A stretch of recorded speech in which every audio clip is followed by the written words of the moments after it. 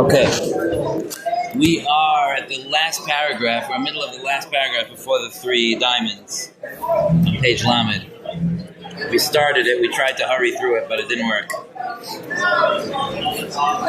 Okay, but the idea, just to end off, I know this is just like an ending, but just the idea that we've been talking about is that the Bris Milah, which is a siman of the inherent kedusha of the guf of a yid, has a mitzvah that's kind of the outgrowth of that, and that's the mitzvah of tefillin, which you actually wrap around your body, so it shows a certain connection.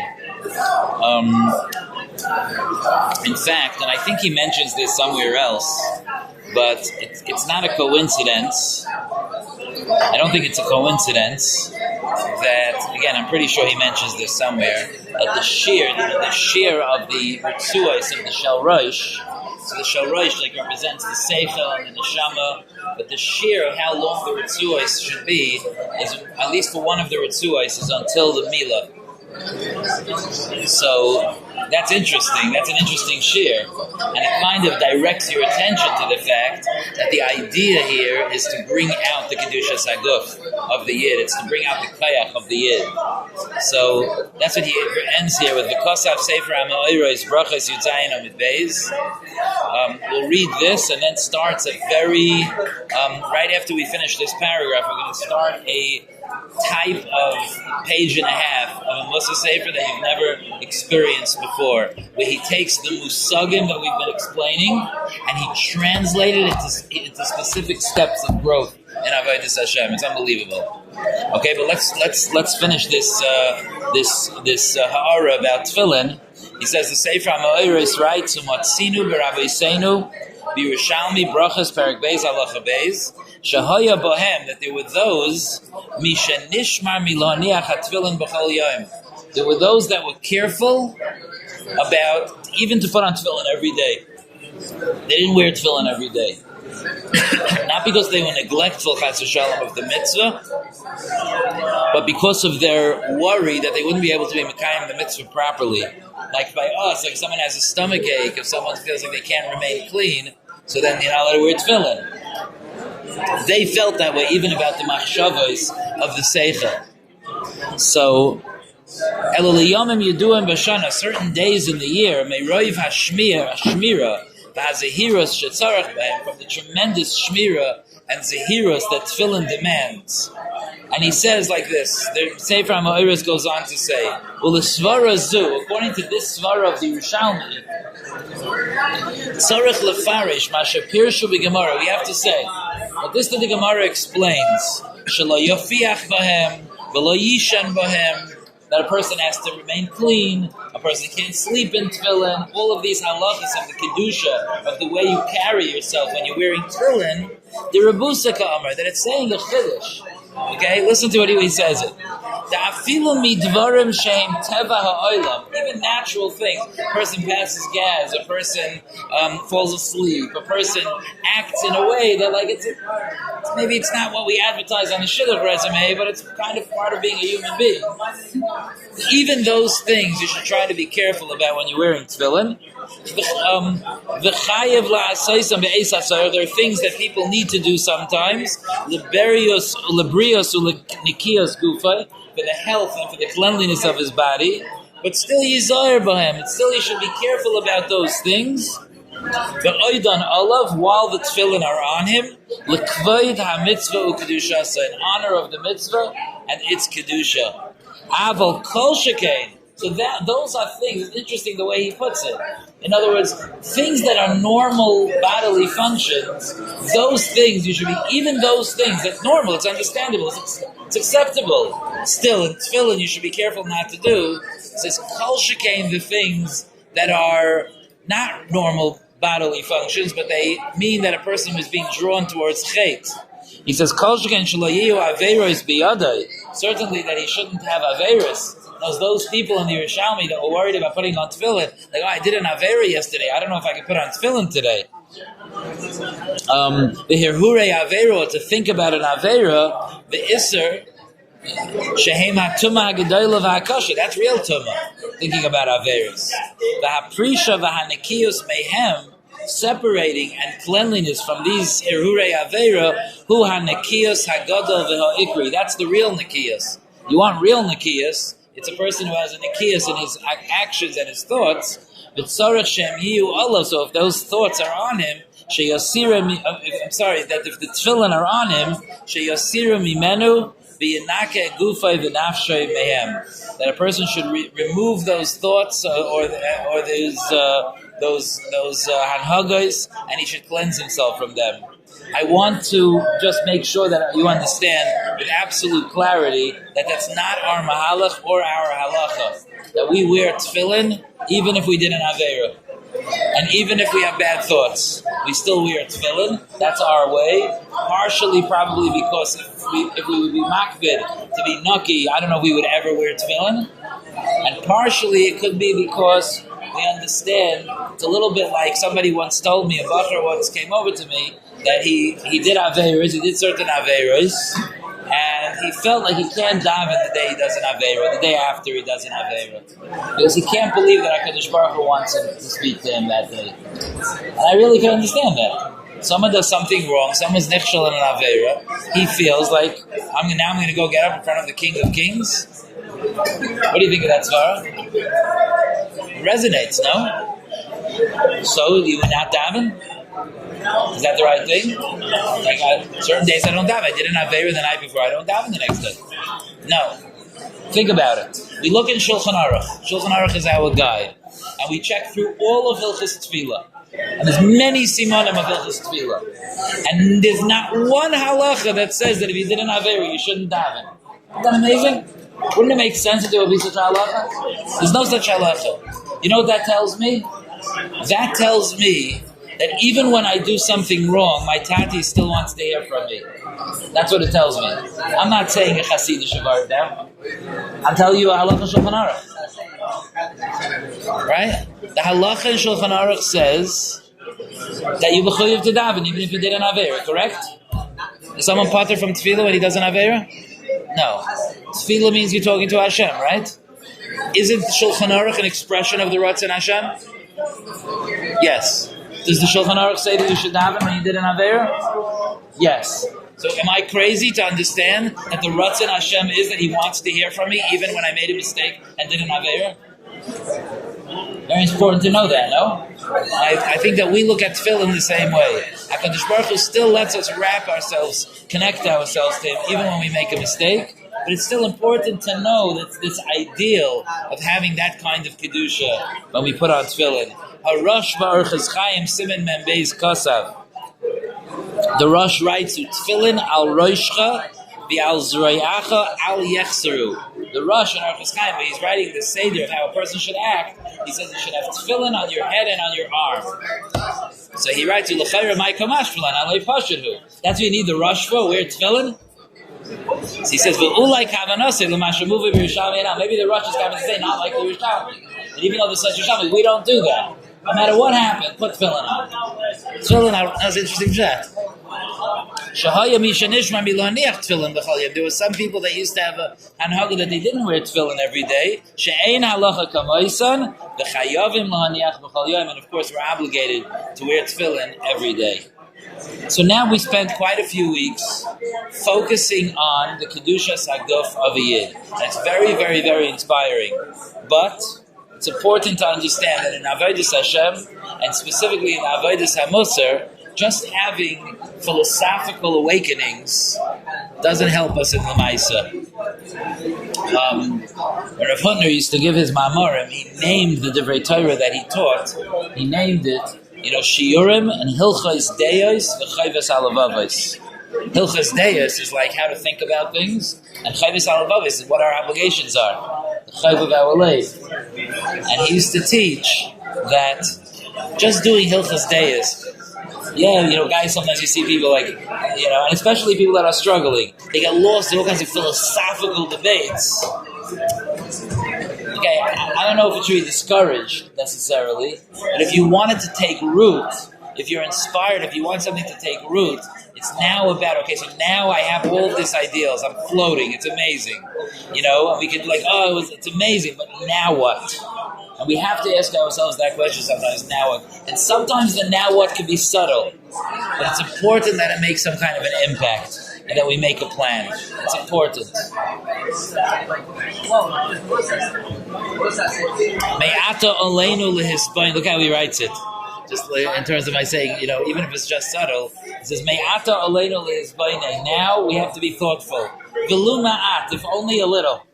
But let's have the conversation. Le'eza avodah mechayeves eisanu kedushas haguf, kedushas gufa shel ha'adam Yisrael.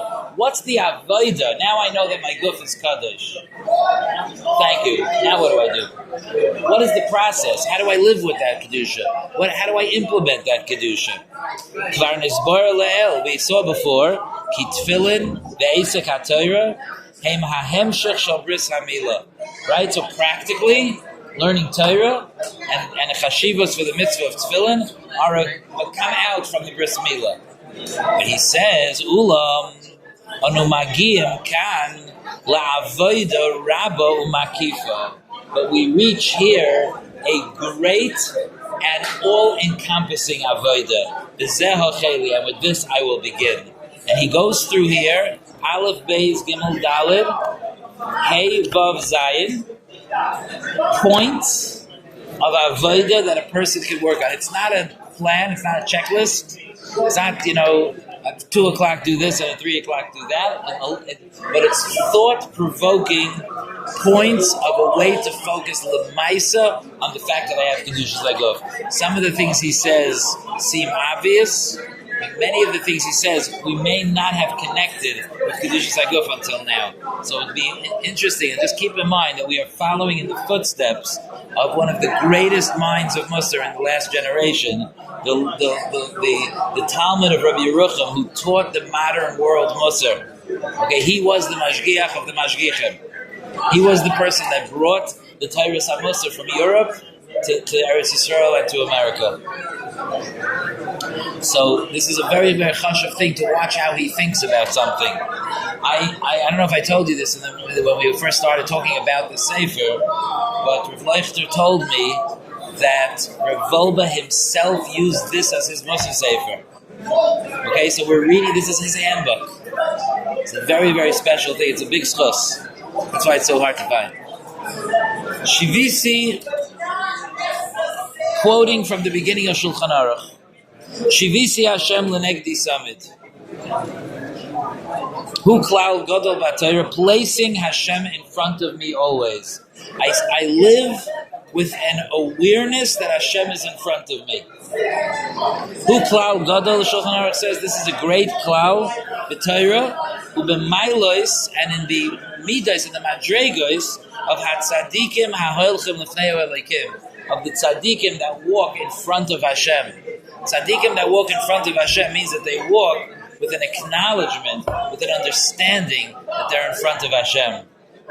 Ki ein yeshiva sa'adam, this is a quote from the Ramah, b'shem the Moreh Nevuchim, b'shem the Rambam. Ki ein yeshiva sa'adam u'tnu'aisav va'asakav v'hu levadoi v'beisai.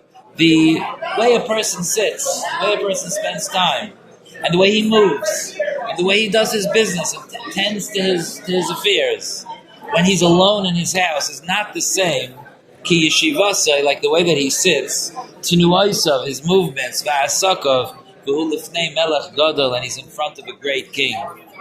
V'loi diburai v'harchavas piv k'ritzaynai. A person doesn't speak and just marchiv piv, just like shoot off his mouth, like just express himself as he wants, v'hu eman shei beisai, when he's with the people in his family, v'krayvav, and his relatives, Kidiburai b'Moshe HaMelech, like the way he speaks when he's sitting by the king. Kol shekein zakter Ramah, certainly, kisheyasim ha'adam alibay, when a person pays attention to the fact, shehamelech hagadol HaKadosh Baruch Hu, that the great king HaKadosh Baruch Hu, asher molei kol ha'olam k'vaydai oimeid Allah, that fills the entire world is standing over him, certainly he would feel different. And I want to stop right now, and I want to scream at you. It's okay? Averishus? I want to say something.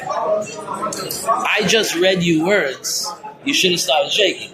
You should have been shivering. You're b'lifnei melech gada. You should have lost your breath. You should have started feeling coldness in your fingers. Why didn't you? You don't believe that you're in front of Hashem? You don't believe it? You think Hashem forgot about Queens? It feels that way sometimes, but...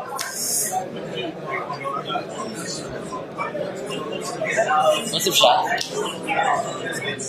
Right away, I thought, I'm not going to live my whole life, in front of a literal king. Sometimes you need to survive. Okay, but that's a question. That's true. But what do you think Rambam means? No, I don't mean that you should be shuddering all day. I don't mean that. Obviously, it's not what the Rambam means. I mean that when you hear that, you're like, oh my goodness, everything I do is in front of Hashem. However it is that Hashem wants us to act.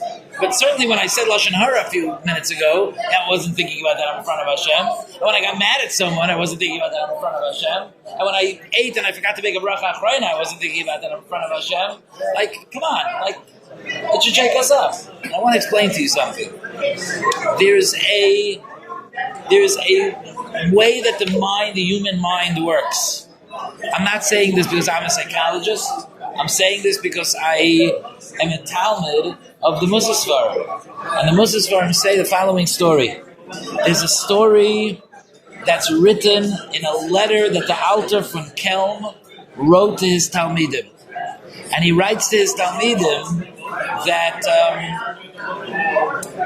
there's human nature is that it's a very hard thing to explain. Human nature is that when you hear something that will force you to reevaluate your life, what happens is, what are you going to do? You believe it, you heard it, but the body pushes against changing like that, right? And accepting life-changing things. The body pushes against it. The mind pushes against it. So what does it do? It makes you hear it and just not be nispal. It doesn't make an impact. And it's an amazing thing. You can have the Rosh Hashiva get up and say something like, oh my goodness, my whole life is going to change. But nobody does that. It's interesting. Sometimes he says things about HaKadosh Baruch Hu, about the Torah, about the Chashivas HaTorah. And people should be fainting. It's like, Hatzalah in the back. It doesn't happen. Why doesn't it happen? When we learn things, we learn in Mesilas Yesharim, it's mind-blowing. Why don't we change that way? Why? The reason is because there's a mechanism inside of us that tells us, nice Joshua. That's so interesting. It's interesting how the Rosh Hashiva moves his hand. We get distracted from the stupid parts, when he goes like this, is he turning pages in his mind? He's telling you something that could be negated to your entire future. Yeah, very cute. I hear good word.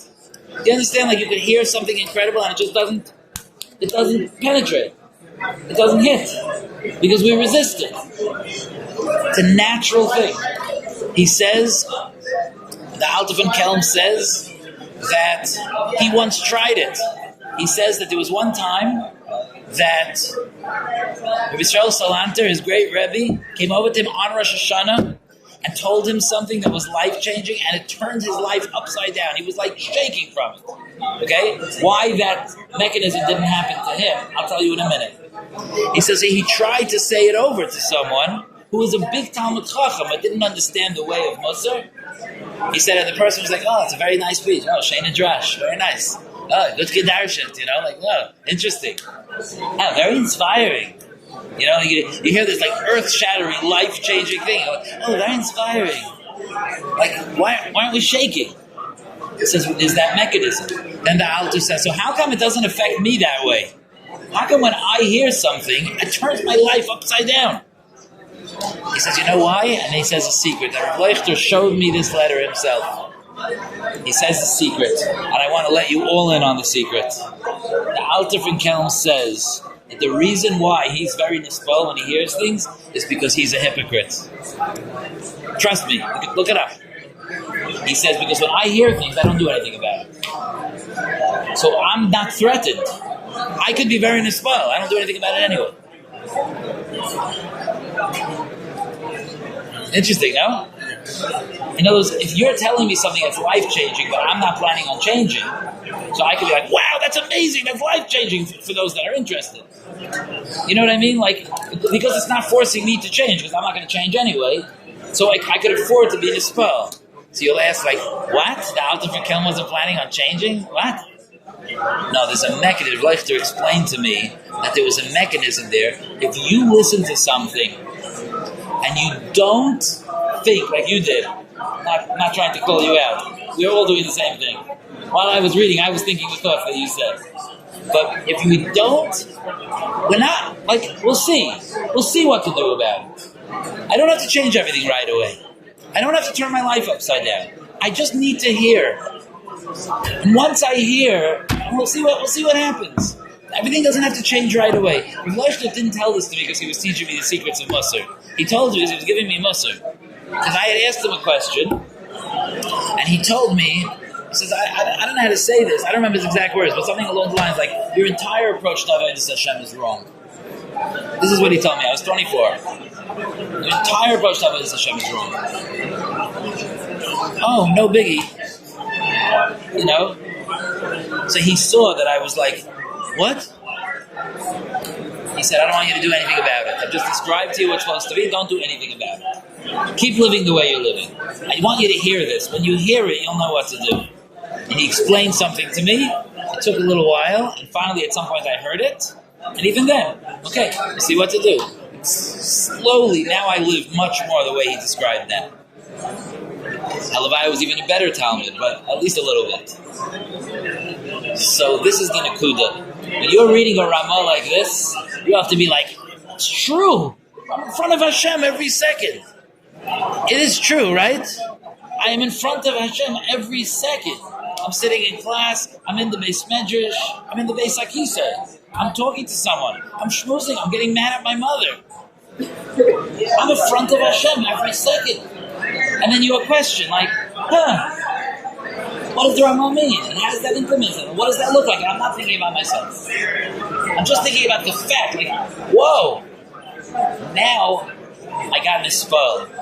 No, we did it. We got a little misspelled, no? Hashem is watching us. Hashem is watching us. It's not a cliche. It's not a statement your Mora taught you in kindergarten. It's a real fact. The one who created the world, the one who your life is in his hands, the one who your future is being created by him, you are in front of him every single minute of the day. He's watching you. He knows what you're doing, what you're thinking, what you're planning. He knows everything. That is an overwhelming thought, isn't it? Let's sit and be overwhelmed for a minute. What am I going to do? What does that mean? So, does that mean I should not play that game on my phone anymore because Hashem is watching? Take it down a notch. Just think about it. There's a Milah in Musar in doing that. I think it's high time that we chazed this Nakuda. It's a Milah to do that. The Rosh Hashiva speaks, or someone gives a shmooze, or you hear a Rav in shul talking. You know, we do get defensive. Someone gets up, I'll give you a mashal. Nowadays, it's very in vogue. Someone gets up and says, we should all move to Eretz Yisrael. You've heard that speech? By the way, we should all move to Eretz Yisrael. And some of the Mikairos and the Hashkafos that are being expressed, they're pretty serious. You know what we do? As it's being said to us, we're defending in our minds. We're like, you think all the don't know that? Yeah, well, you think my way? You're not my Rebbe. We're answering up the guy as he's saying it. Because we're so scared of accepting what he's going to say. What I'm telling you is, stop being so scared. Just listen. Don't obey him.